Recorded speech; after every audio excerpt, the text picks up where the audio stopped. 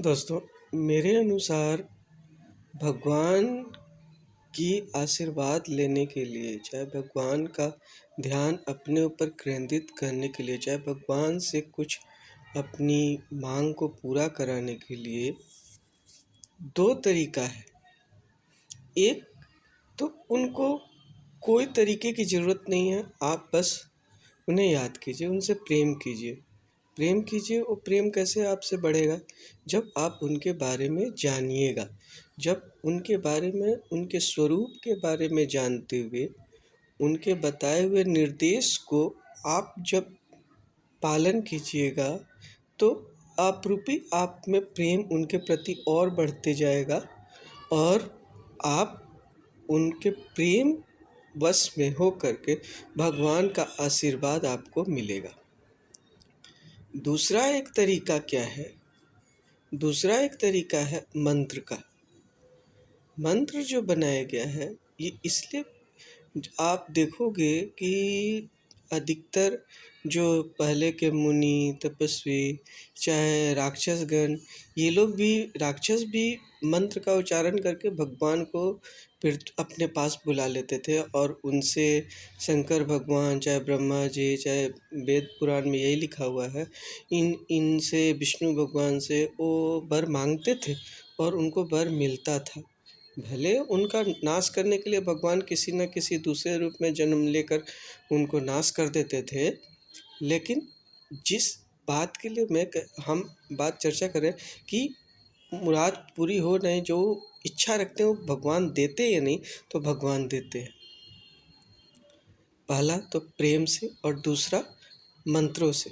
मंत्रों से करने के लिए आपको उचित समय, उचित स्थान, उचित मंत्र का उच्चारण करना, सही मात्रा में पढ़ना और अपने शरीर को तकलीफ़ देते हुए मंत्र को पढ़ना, एकाग्र होकर पढ़ना, ये बहुत ज़रूरी है। लेकिन यदि जो आप प्रेम करते हैं, उनमें आपका आत्मा यदि जो खाने से पहले आपको पहले आ जाए कि भगवान को मुझे देना है, वो भूखे रह जाएंगे। इस तरह का यदि जो प्रेम आपके अंदर है, उनके बताए हुए रास्ते पे आप चलते हैं, तो फिर किसी चीज़ की ज़रूरत नहीं है। फिर आप पूजा नहीं भी करें तो भी आपको भगवान का आशीर्वाद मिलेगा। आपको एक चीज़ बताना चाहता हूँ, एक होती है उद्दंड पूजा, मतलब आप जिद पे अड़े हैं, मुझे चाहिए। जैसे एक छोटा बच्चा जब रोता है तो ये नहीं जानता है कि पिता के पॉकेट में पैसा है अथवा नहीं है। वो यदि जो उसे कुछ खिलौना चाहिए, चाहे आपका कुछ भी चाहिए, XYZ, उसको खाने को चाहिए, वो रोना शुरू करेगा। और समझ लीजिए कि बच्चे के लिए वो मंत्र है। वो वो रोना इस प्रकार शुरू करेगा कि वो जब तक चुप नहीं होगा, जब तक कि उसे मिल ना जाए। कई बार पिताजी, चाहे पिता किसी और के पिता, उसे कस के पीट देंगे, लेकिन फिर भी वो रोना चालू रखेगा और फाइनली वो अपनी मुराद को पूरा कर लेगा।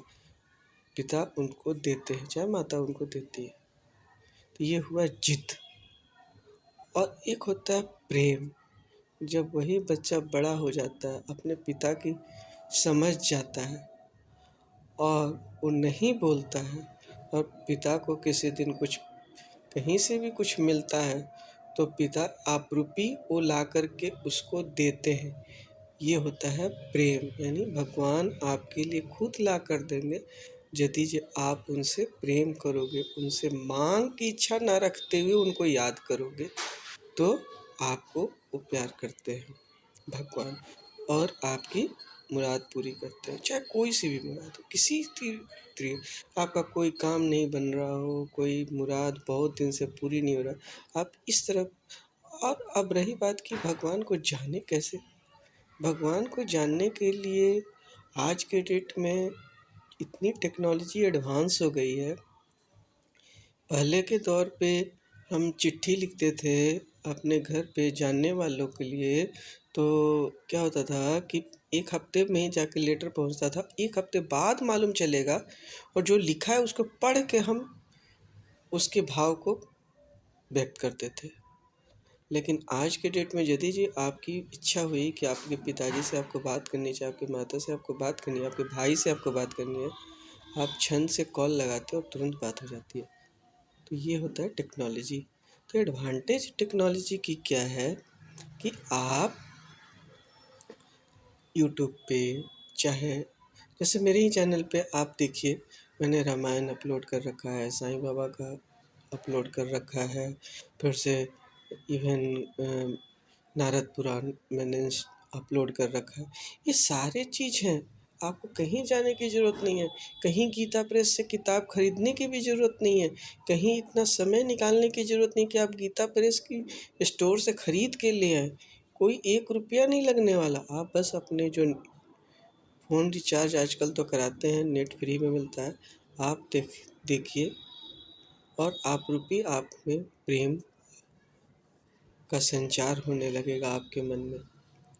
आपको एक जिद के ऊपर एक बताता हूँ, जो जिद और मंत्र कैसा होता है, राक्षस रूपी और देवगण में क्या फ़र्क होता है कि जब वो बोलेंगे ना, तो उसके बोलने में बहुत अर्थ और बहुत प्रेम होना चाहिए। किसी भी इंसान में एक होता है जो उदंड की तरह बात करता है, वो यानी वो कुछ भी बोलेगा ना, ऐसे लगेगा जैसे मानो कि अभी वो लड़ाई कर लेगा, तुरंत रेडी है।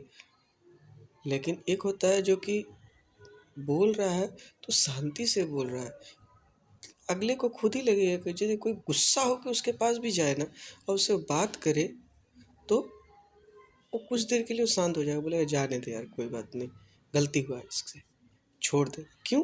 क्योंकि वो इतना शीतल है कि उसके आगे जाकर वो भी शीतल हो जाता है। तो भाव ऐसे होने चाहिए, आदमी का स्वभाव ऐसा होना चाहिए कि क्रोध उसको छुए ही नहीं। क्रोध से कौन बचा है? रामचंद्र भी नहीं बच पाए, श्री राम भी नहीं बच पाए, तो क्रोध से तो कौन बचा है? माया से कौन बचा है?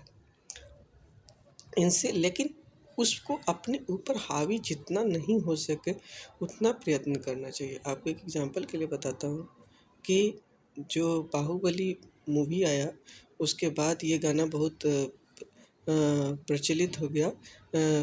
जो क्या था गाना, चंड चंड प्रज्वालित, ऐसे कुछ करके है। ये मालूम है, ये शंकर भगवान को रावण ने गाया था खुश करने के लिए, और उन्होंने खुश किया भी था। कुछ नाम है। दूसरी चीज है कि इसी चीज को शंकर भगवान को उसी रामायण में श्री रामचंद्र जी ने समुद्र तट के तौर पे, समुद्र तट पे बैठ कर के और गाया था। वो गाना भी आप सुनिए, उसमें स्टार्टिंग है नमामि नमामि, यानी इतना विनम्रता से और शंकर भगवान को याद कर रहे हैं। आप एक बार उस दोनों वीडियो को यूट्यूब पे सर्च कीजिए, दोनों वीडियो को सुनिए, आपको अनुभव होगा कि मैं जो कह रहा हूँ वो कितना सच है। जो राम ने जो शंकर भगवान को याद करने के लिए उनको जो वंदना की है, वो कैसा है, सुनते के साथ ही आपका मन शांत होना शुरू हो जाएगा। ऐसा वंदना है, तो ऐसी वंदना होनी चाहिए। एक बार मैंने जो रामचरित्र के ऊपर ना रामायण है, और रामायण में मैंने अपलोड बालकांड पूरा अपलोड कर दिया। अब अयोध्या कांड अपलोड कर रहा हूँ, एक बार देखिए आप लोग। और मेरा ये अनुरोध है कि सबको राम के जीवन, जो राम ने कहा, जो राम जी ने हमें बताया है, अपने जीवन में करके दिखाया है, उसका अनुसरण कीजिए। जय श्री राम।